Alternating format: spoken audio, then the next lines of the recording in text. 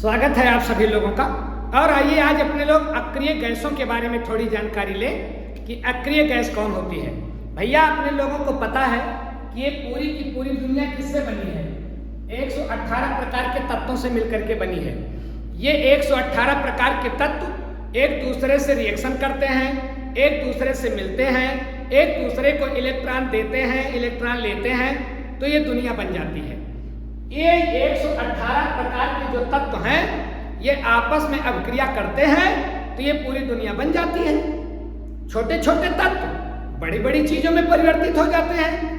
अब ध्यान रखें आप लोग कि इन्हीं 118 प्रकार के तत्वों में कुछ तत्व ऐसे हैं जो न किसी से रिएक्शन करते हैं न करने की कोशिश करते हैं, अर्थात न किसी को इलेक्ट्रॉन देते हैं न किसी से इलेक्ट्रॉन लेते हैं। ऐसे समझो कि जैसे अपने लोगों के गांव में कुछ लोग ऐसे होते हैं कि कहते हैं भैया न मुझे किसी से लेना न किसी से देना, न मैं किसी से कुछ लूंगा न किसी को कुछ दूंगा। ऐसे लोग गांव देश में भी होते हैं। तो जैसे अपने लोगों के गांव देश में ऐसे लोग होते हैं कि न देना न लेना, ऐसे लोग थोड़ा अलग रहते हैं, तो ठीक उसी प्रकार से 118 तत्वों में कुछ तत्व ऐसे हैं जो न किसी को इलेक्ट्रॉन देते हैं न लेते हैं, अर्थात क्रिया नहीं करते। तो क्रिया नहीं करते तो उनको कहते हैं अक्रिय तत्व या अक्रिय गैस। ऐसे तत्व न इलेक्ट्रॉन दे न इलेक्ट्रॉन ले न इलेक्ट्रॉन का समझौता करे, मतलब एक तत्व दूसरे तत्व से रासायनिक अभिक्रिया नहीं करे। ऐसे तत्व जो किसी से रासायनिक अभिक्रिया ना करे वो कहलाते हैं अक्रिय गैस। अक्रिय जो क्रिया ना करे वो अक्रिय। अच्छा, अक्रिय गैस और इनको बोला जाता है उत्कृष्ट गैस। क्यों? क्योंकि ये श्रेष्ठ है ना, न लेना न देना, थोड़ा अच्छे माने जाते हैं। अपने लोगों के गांव देश में भी जो न किसी से उधार ले और न किसी को उधार दे तो थोड़ा अच्छा मान, न लेना न देना तो थोड़ा अच्छा मान लिया जाता है। तो ये अक्रिय गैस को एक नाम और देते हैं उत्कृष्ट गैस, मतलब श्रेष्ठ गैस, अच्छी गैस। लेना देना इनको कुछ होता नहीं है, उत्कृष्ट गैस।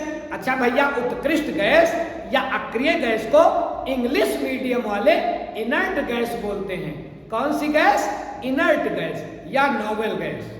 नोवेल गैस तो इंग्लिश मीडियम वाले बोलेंगे इनर्ट गैस या नोवेल गैस, हिंदी मीडियम वाले बोलेंगे अक्रिय गैस या उत्कृष्ट गैस।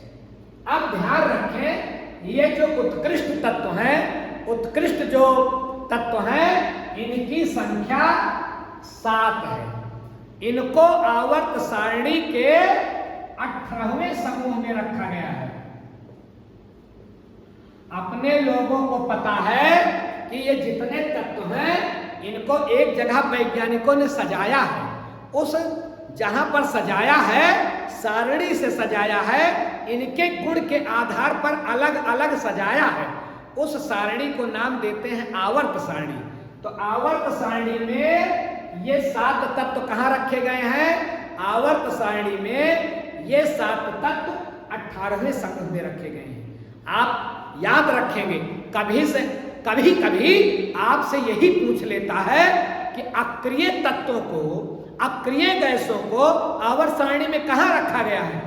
18वें समूह। याद रखिए, ये जो अक्रिय गैस है इनकी खोज किसने की? भैया इनकी खोज 2 वैज्ञानिकों ने मिल करके की। एक वैज्ञानिक तो है सर विलियम रामसे, याद रखिएगा, सर विलियम रामसे, और प्लस एक और लॉर्ड रेले, याद रखिएगा लॉर्ड रेले। इन 2 वैज्ञानिकों ने मिलकर के ये केमिस्ट्री के ज्ञाता और ये फिजिक्स के ज्ञाता, ये भौतिकविद हैं, ये रसायनविद हैं, दोनों ने मिलकर के अक्रिय गैस को खोजा। सबसे पहले जो अक्रिय गैस खोजी गई वो है आर्गन। आपसे कभी कभी प्रश्न पूछ लेता है कि सबसे पहले कौन सी अक्रिय गैस खोजी गई? आर्गन किसने खोजा? सर विलियम रामसे और प्लस लॉर्ड रेले। चूंकि इन्होंने किस गैस की खोज की? इन्होंने खोज की नोबेल गैस। नोबेल गैस, इसलिए इस खोज के लिए इनको कौन सा पुरस्कार दिया गया? नोबेल पुरस्कार। आपको पता होगा कि ये नोबेल पुरस्कार दुनिया का सबसे श्रेष्ठ पुरस्कार माना जाता है और भिन्न भिन्न क्षेत्र के हस्तियों को दिया जाता है। तो ये नोबेल पुरस्कार जो बड़ा श्रेष्ठ पुरस्कार माना जाता है, उस साल, मतलब किस साल? 1904। ये भी ध्यान रखिएगा, 1904 में ये नोबेल पुरस्कार भौतिक के लिए दिया गया लॉर्ड रेले को और रसायन के लिए दिया गया सर विलियम रामसे। भौतिक विज्ञान के लिए लॉर्ड रेले, रसायन विज्ञान के लिए विलियम रामसे। इन्होंने खोजा अक्रिय तत्व, अक्रिय गैस। इतनी बात समझ गए आप लोग? अब आइए हम लोग देखें कि ये जो अक्रिय तत्व हैं 7, ये कौन है और इनका गुण क्या है? भैया 7 तत्व हैं, 7 गैसें हैं। अब इनमें से ध्यान रखें आप कि 6 तो प्राकृतिक हैं। कौन कौन सी प्राकृतिक है? हीलियम, नाम जरूर आपने सुना होगा, हीलियम गुब्बारे में भरी जाती है। बचपन में हम सभी लोगों ने गुब्बारा उड़ाया है और वो गुब्बारा उड़ाने में कुछ ज्यादा मजा आता था जो ऊपर को उड़ता था। तो ऊपर को जो गुब्बारा उड़ता था उसमें कौन सी गैस भरी होती थी? हीलियम।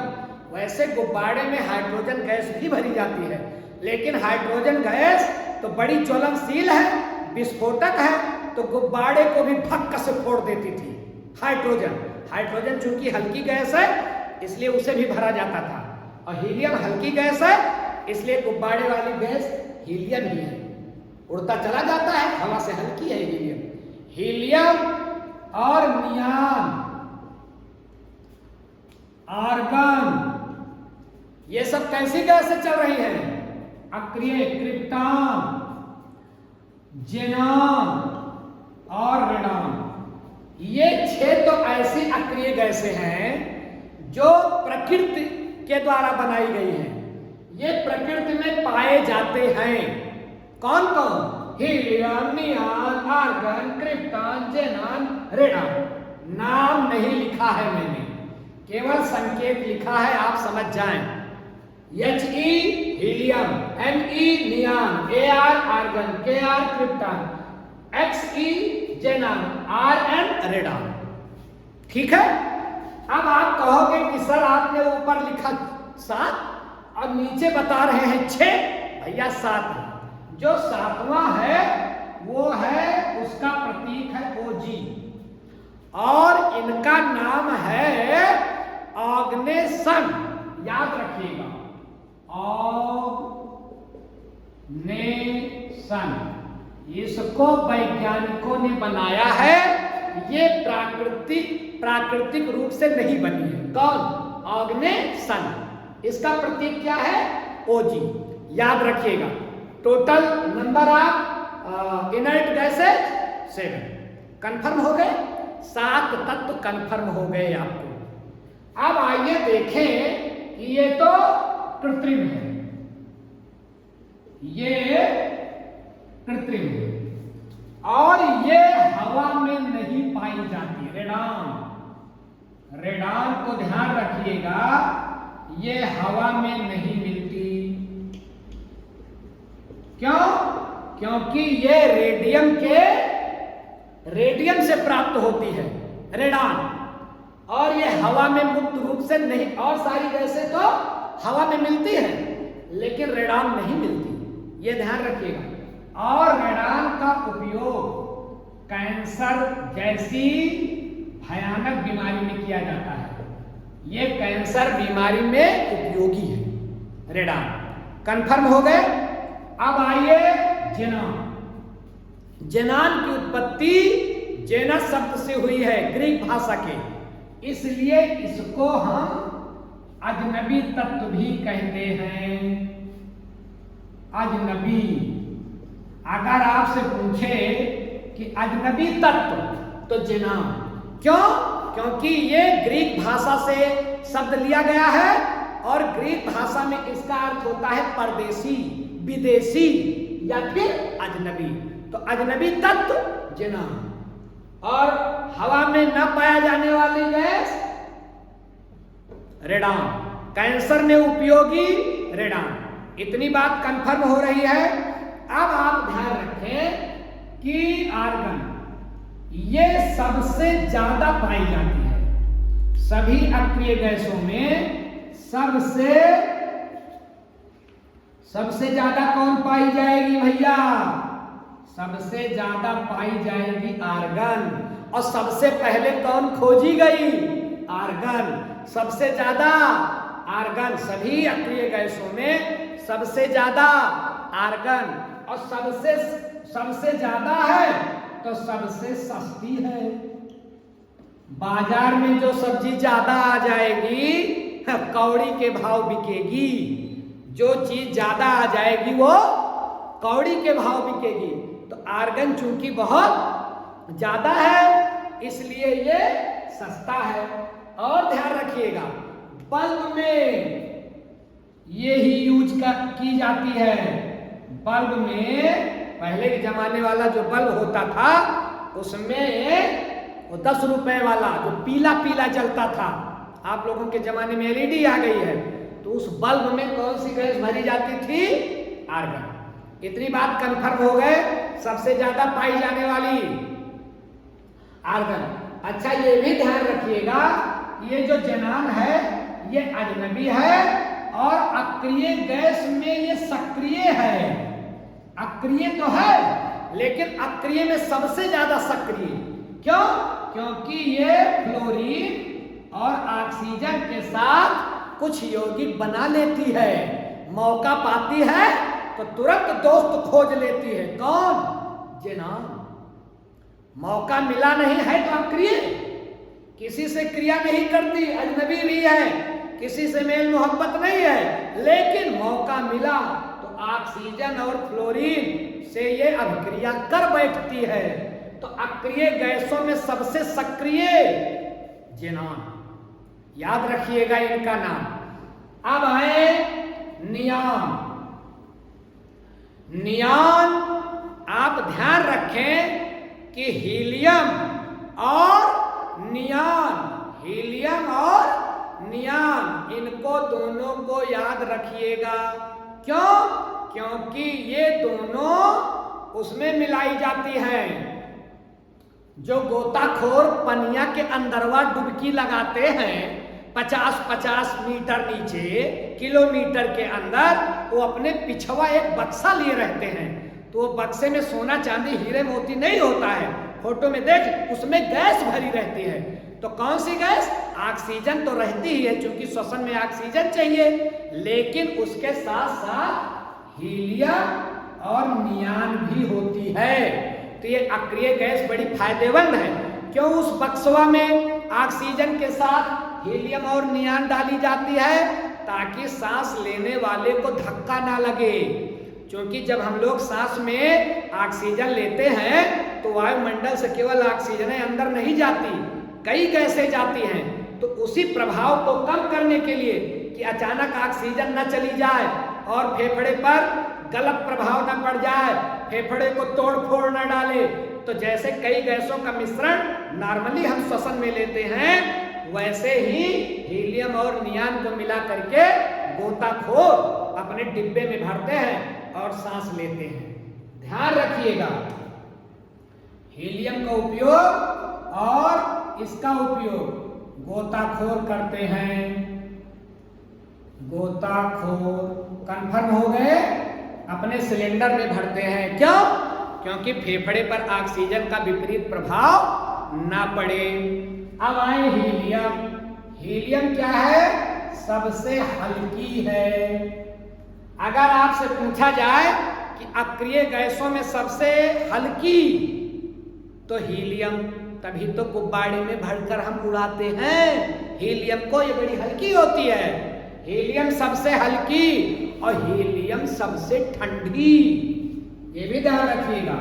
सबसे ठंडी, सबसे हल्की, सबसे ठंडी, सबसे हल्की, इतनी बात कंफर्म हो रहे हो। अब आप लोग समझ जाएं कि ये जो, फिर से एक बार समझ लें कि ये जो helium, neon, argon, krypton, xenon, radon, ये जितने बनाए गए हैं ये सबसे अलग थलग रहते हैं। कहाँ इनको रख दिया गया है? 18वें समूह में इनका गांव अलग बना दिया गया है। जो लोग किसी से मतलब नहीं रखते, जो लोग किसी से मतलब नहीं रखते, उनको गांव में अलग टोला कह दिया जाता है कि वो फला टोला है। ठीक उसी प्रकार से जो तत्व किसी दूसरे तत्व से अभिक्रिया नहीं करते, कोई लेन देन इलेक्ट्रॉन का नहीं करते, वो 18वें समूह में अलग रख दिए गए हैं कि 18वें में रहेंगे।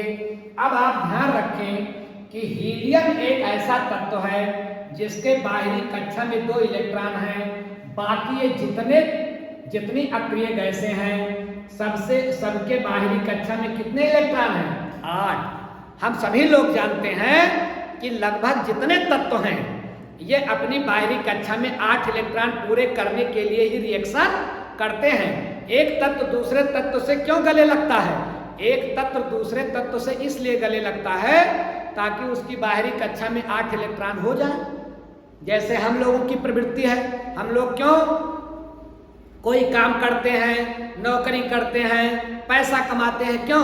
कि कुछ मूलभूत चीजें हमारी पूरी हो जाएं, रोटी कपड़ा मकान की व्यवस्था कम से कम हो जाए। वैसे ये तत्व सारे सोचते हैं कि हमारे बाहरी कक्षा में 8 इलेक्ट्रॉन हो जाए, तो इसीलिए तत्व दौड़ते रहते हैं एक दूसरे से गले लगने के लिए।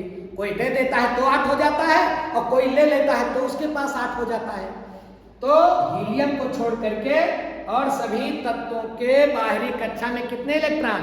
8। इसीलिए किसी से रिएक्शन नहीं करते। 8 है, 8 के लिए लोग रिएक्शन करते हैं तत्व, और इनके पास 8 ऑलरेडी है तो काहे करेंगे?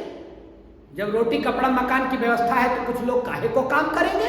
नहीं करेंगे, पहले से ही व्यवस्था पापा ने कर दिया है रोटी कपड़ा मकान का, टेंशन है खत्म। तो ये उसके दुष्ट और बदतमीज हैं, इनको कुछ करने नहीं है, पहले से ही 8 इलेक्ट्रॉन इनके पास हैं। अब ध्यान रखें ये जो हीलियम है ये एस ब्लॉक का तत्व है। कभी कभी आपसे पूछ लेता है कि हीलियम किस ब्लॉक का तत्व है, तो एस ब्लॉक का। सभी तत्वों को ब्लॉक में बांटा गया है ना, तो हीलियम किस ब्लॉक का तत्व है? एस ब्लॉक का। बाकी नियॉन, आर्गन, क्रिप्टॉन, ज़ेनॉन ये सारे तत्व किस ब्लॉक के हैं? पी ब्लॉक के। याद रखिएगा, helium S block, helium S block, helium S block और हीलियम एस ब्लॉक और शेष अक्रिय गैसें पी ब्लॉक, शेष अक्रिय गैसें पी ब्लॉक। तो अक्रिय गैसों की सजावट किसमें है? किस ब्लॉक में है? Yes block, P block, helium yes block, शेष गैसें पी ब्लॉक। कंफर्म हो गए? तो भैया ये छोटी सी जानकारी रही किसके बारे में? उत्कृष्ट गैसों के बारे में, अक्रिय गैसों के बारे में। इससे तरह तरह के घुमा करके प्रश्न आपसे पूछ लिए जाते हैं। जो जो पॉइंट आपको बताए गए इनसे प्रश्न बनते हैं, तो इनको आप ध्यान से पढ़ लेंगे तो कई परीक्षाओं में आपके लिए काम आने वाले हैं। ठीक है भैया, ऐसी ही जानकारियों के साथ आगे भी मिलेंगे।